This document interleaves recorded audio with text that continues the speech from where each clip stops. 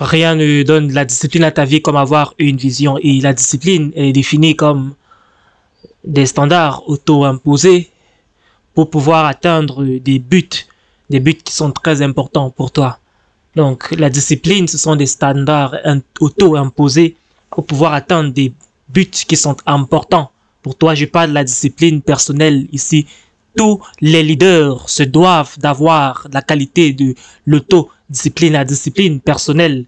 Tu ne peux pas te considérer comme leader si tu n'as pas la discipline personnelle. Et avoir la discipline personnelle implique qu'il y a d'autres disciplines. Il y a une discipline qui peut venir de l'extérieur, mais on parle ici de la discipline personnelle. Les leaders n'ont pas vraiment besoin, n'ont pas tellement besoin de la discipline de l'extérieur. Ils imposent la discipline sur eux-mêmes. C'est ce qu'on appelle la discipline personnelle.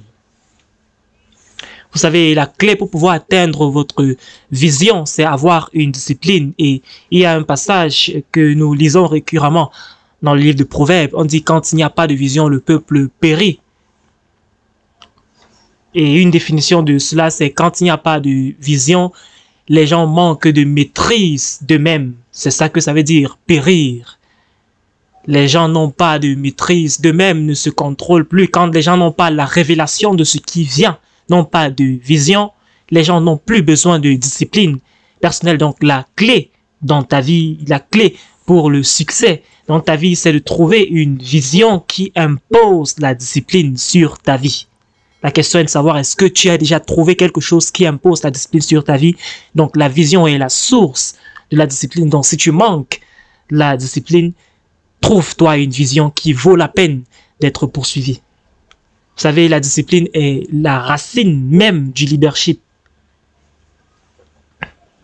En fait, c'est la nature qui attire les personnes vers toi. Une personne disciplinée va naturellement commencer à attirer les personnes vers elle parce que les gens admirent la discipline dans d'autres personnes. C'est la raison pour laquelle nous partons voir des artistes, nous partons voir des athlètes parce que nous admirons la discipline qu'ils ont imposé sur leur propre corps durant les années pour pouvoir produire le résultat qu'ils produisent. Si c'est que vous imposez la discipline sur votre corps, sur votre vie, les gens vont vouloir vous admirer, vont venir vous admirer. C'est la raison pour laquelle on utilise également les athlètes pour pouvoir faire de la publicité.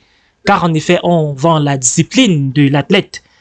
On ne vend pas vraiment leur célébrité, mais on fait confiance à l'athlète, on fait confiance à la discipline. On se dit que si on porte des chaussures Nike, on va sauter comme Michael Jordan, comme Mike. Donc l'idée qu'on nous a vendue, c'est que tu dois être comme Michael Jordan. Eh bien, tu le sais qu'avec ton poids, tu le sais très bien qu'avec ta discipline, tu ne peux pas vraiment être comme Michael Jordan, mais tu admires quand même ce qui se trouve dans Michael Jordan. Tu es en train d'acheter cette discipline qu'il a cultivée au fil des années, qui a produit la personne qu'il est à l'instant. Donc, tu es vraiment impacté par cette discipline. Nous aimons de regarder le sport et ne pas pratiquer cela nous-mêmes parce que nous admirons ces athlètes à cause de la discipline qu'ils ont cultivée. Et c'est la même chose avec toi. Si tu es consistant, si tu es discipliné dans ta vie, tu vas trouver des personnes qui vont venir te regarder. Ils vont vouloir te donner de l'argent, payer pour t'écouter. Ils vont apporter leurs offrandes, leurs dîmes pour t'écouter, pour voir ce que tu es en train de faire. Vous savez, la discipline est tellement puissante et selon la Bible, la discipline vient de la vision. Un homme ou une femme qui n'a pas une vision claire pour leur vie va vivre une vie qui n'a pas de discipline, mais une personne qui a une vision va vivre de façon très disciplinée. Eh bien, pourquoi? Parce que la vision simplifie la vie. Et qu'est-ce que je veux dire par là? Vous pourrez prendre beaucoup de temps pour comprendre ceci. Quand vous avez une vision pour votre vie, cela va simplifier tout pour votre vie. Parce que la vision va contrôler tous vos choix. Après cela, quand vous savez où vous partez, également vous savez quelle route vous ne devez pas prendre pour partir dans cette direction. Si vous connaissez ce que vous devez faire, en même temps vous savez ce que vous ne devez pas faire. La vision définit ce que vous devez faire dans la vie. Parce que la vision vous donne votre adresse permanente. La vision vous donne votre destination. C'est là où nous avons le mot destinée. La destinée d'un homme, d'une femme définie et va dicter la discipline de cette personne. Si quelqu'un vous offre quelque chose et cela ne cadre pas avec votre destinée, vous pouvez facilement refuser, vous pouvez facilement dire non. Quand vous avez une vision, quand vous n'avez pas de vision, c'est très difficile de refuser les choses. La vie devient très compliquée. Vous n'êtes pas né dans la vie pour faire tout. Il faut vraiment accepter cela. Vous ne pouvez pas faire, vous n'êtes pas né pour faire tout dans la vie. On a souvent l'impression qu'on doit faire beaucoup de choses dans la vie, mais je ne suis pas d'accord. Vous n'avez pas tellement de choses à faire dans la vie. Quand vous étudiez les personnes qui ont réussi dans leur vie et sont devenus influents comme Moïse, comme Joseph, comme David, comme Paul et Jésus-Christ lui-même, Abraham dans la Bible, Abraham Lincoln, la plupart de ces personnes ont vécu une vie très très simple. Et il y a une expression qu'on attache vraiment à ces personnes, cette seule chose que je fais. Vous savez, à un certain moment, vous devez vivre pour une chose. On doit vous connaître pour une chose. Quand quelqu'un découvre sa vision, cette personne vit longtemps parce qu'il n'y a pas le stress, il n'y a pas d'inquiétude. Le stress vient dans la vie quand vous ne savez pas ce que vous devez faire exactement. Vous vous souvenez de l'histoire de Marthe et de Marie? Jésus-Christ a dit quelque chose à Marthe qui a changé ma vie. Et que je parle de Marthe pendant un certain moment. Marthe est comme la plupart des personnes, nous vivons avec beaucoup de suppositions. Nous supposons même des choses au sujet de Dieu.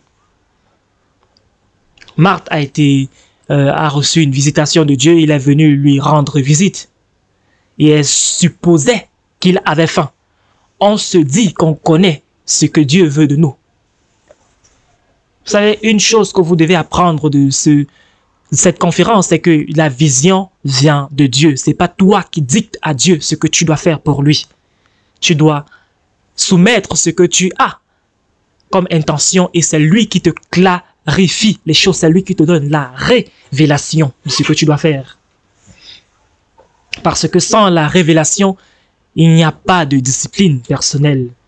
Donc, c'est ainsi que Marthe a cuisiné pour Jésus et il n'avait pas faim. Et il est devenu fâché parce que d'autres personnes ne se joignaient pas à elle pour être très occupées, mais vraiment à ne pas faire des choses qui intéressaient Jésus-Christ à l'instant. Ces choses qui n'étaient pas la volonté de Jésus-Christ à ce moment-là. Eh bien, je me demande si c'est ton cas. C'est ainsi que Marthe est partie cuisiner pour Dieu, pour Jésus. Elle a dit, pourquoi est-ce que ma sœur ne vient pas m'aider? Envoie ma sœur m'aider. Mais la réponse que Jésus-Christ a donnée était impressionnante. C'était une réponse de leader. Il dit ceci, Marthe, il dit, tu es très occupée par rapport tu es très occupée à faire beaucoup de choses, Marthe. Et c'est de ça qu'il s'agit dans ta vie. Vous tous qui me connaissez durant ces 20 dernières années, savez que je n'ai pas beaucoup changé. J'ai grandi dans la vie, mais je n'ai pas vraiment changé. Il y a une différence entre grandir et changer. J'ai grandi dans ma connaissance, j'ai grandi dans mes expériences, mais je suis toujours la même personne avec le même message, les mêmes intentions. Et cela simplifie ma vie. Il dit, tu es très occupé à faire beaucoup de choses. Tu veux faire tout, Marthe.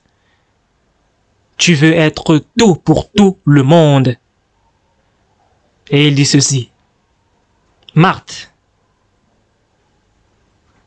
très peu de choses sont nécessaires. Ça, c'est formidable.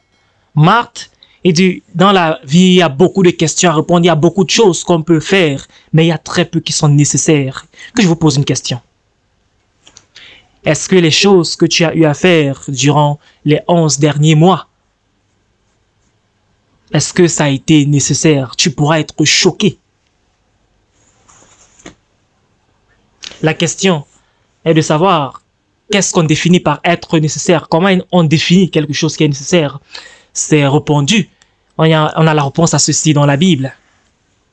Quelque chose qui est nécessaire, selon Paul, il le dit, il définit ceci comme ça. Paul explique cela dans le livre d'1 Corinthiens, il dit ceci.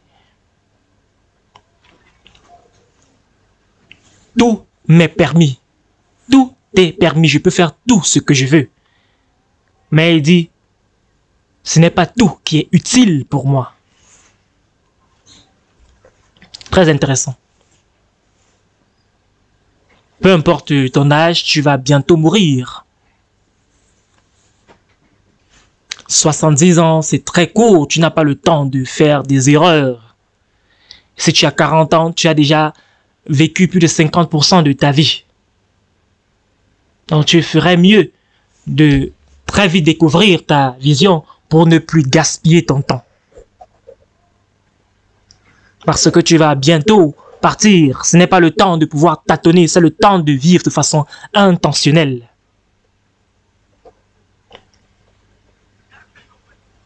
Tu dois savoir où tu vas.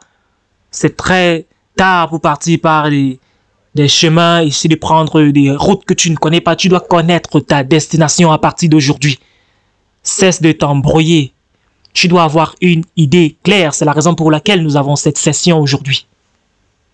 Parce que tu n'es pas en train de rajeunir, tu es en train de vieillir, tu es en train de mourir progressivement. Il y a très peu de choses qui sont nécessaires dans la vie. Il y a des personnes dans ta vie qui ne sont pas nécessaires. Certains d'entre vous avaient la mauvaise compagnie et ils sont en train de gaspiller ton temps. Tu es en train de jouer avec eux, voir la télévision avec eux, tu pars au cinéma, pars en boîte de nuit avec ces personnes. Et Dieu est en train de dire, il y a certaines personnes qui ne sont pas nécessaires. Certaines personnes sont des distractions dans ta vie. Certains livres que tu lis, que tu as eu à lire ne sont pas nécessaires. Des livres sur la romance, des magazines sur la mode, ces choses ne te conduisent pas généralement vers ta destination, vers ta destinée. Quand tu as une vision, tu peux partir dans une bibliothèque et tu connais quel livre tu dois acheter, quel livre tu ne dois pas acheter. Que je vous donne certaines indications de comment est-ce que cela contrôle ta faculté de choix. Il y a une phrase ici, je pense que vous le connaissez bien. Certaines personnes qui touchent à tout mais ne maîtrisent rien. Tu deviens un leader quand tu trouves ce que tu dois maîtriser dans la vie.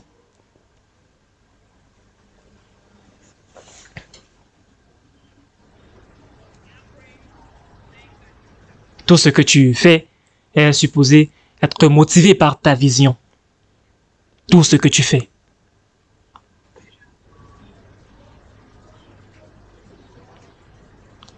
La vision est supposée être la source de ta motivation humaine. C'est supposé simplifier ta vie.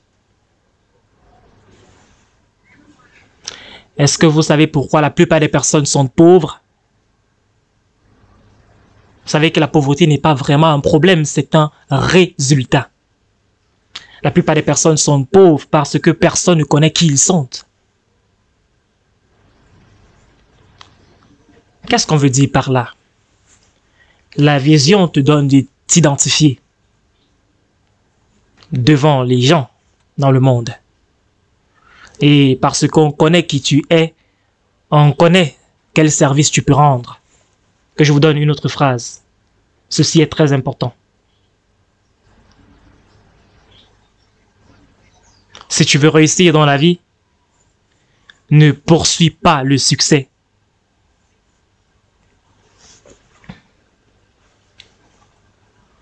Cherche à devenir une personne qui a de la valeur. Je vais le dire encore une autre fois. Si tu veux réussir dans la vie, ne poursuis pas le succès.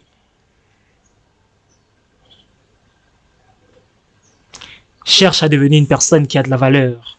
En d'autres termes, deviens si précieux et on va te payer pour avoir ce que toi, tu as.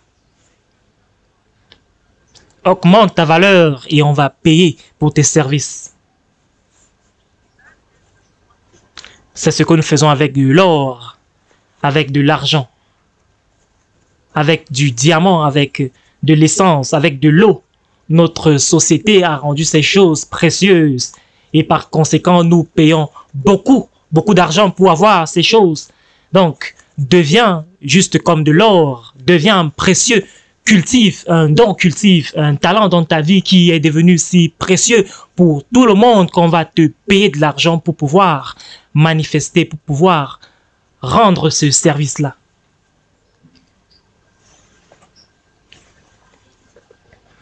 Un de mes amis et moi, Les Brown, on est en train de discuter une fois. Et une fois, on est en train de causer. On était dans une conférence ensemble. Et je lui disais que j'ai reçu une invitation pour être orateur dans une entreprise.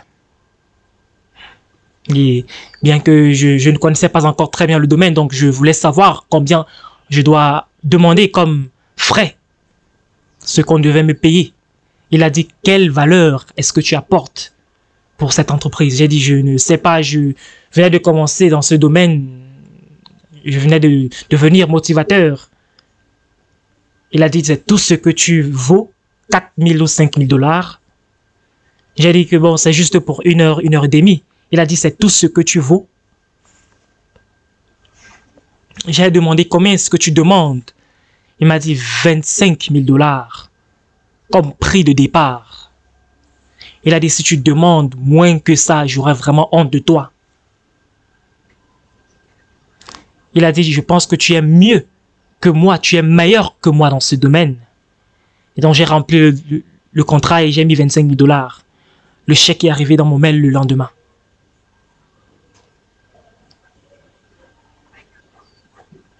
Deviens si précieux. Ne poursuis pas le succès.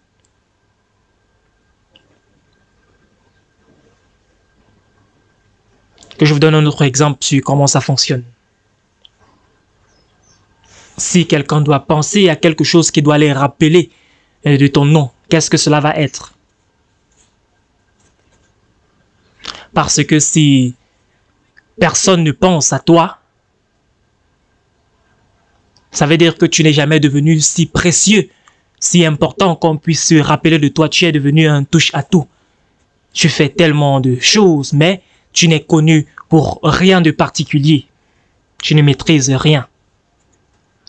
Quand on pense à Tiger Woods, on pense au golf. Quand on pense à Michael Jordan, on pense au basketball. Quand on pense à Barbra Streisand, on pense au fait qu'elle est actrice.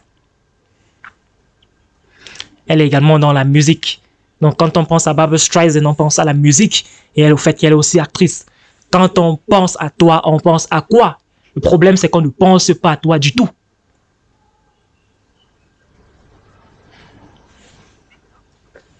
Deviens si bon dans un domaine qu'on ne peut pas t'ignorer. Le monde est plein de personnes généralistes. Vous êtes venus dans cette conférence pour cesser d'être un généraliste. Vous devez partir à la maison et dire que je vais cultiver, développer pour moi une niche. On ne va plus jamais m'ignorer. Quand Jésus-Christ parlait, il disait que je suis le pain de vie. Si quelqu'un a faim, il est devenu si précieux pour le monde. Je suis la lumière du monde. Je suis l'eau de vie. Si quelqu'un pense à l'eau, on pense à Jésus-Christ. Il était en train de leur dire ce qu'il pourvoit comme solution. Et c'est comme ça que les foules poursuivaient Jésus-Christ pour avoir de l'eau qu'il donnait, pour avoir ce qu'il donnait. Vous savez, la vision, c'est ce qui te donne cette découverte unique par rapport à ce que tu dois maîtriser. Donc, mon livre sur la vision, vous pouviez avoir ceci. Ça parle du fait que la vue, c'est voir quelque chose tel qu'elle est, mais la vision, c'est de voir quelque chose comme elle pourrait devenir.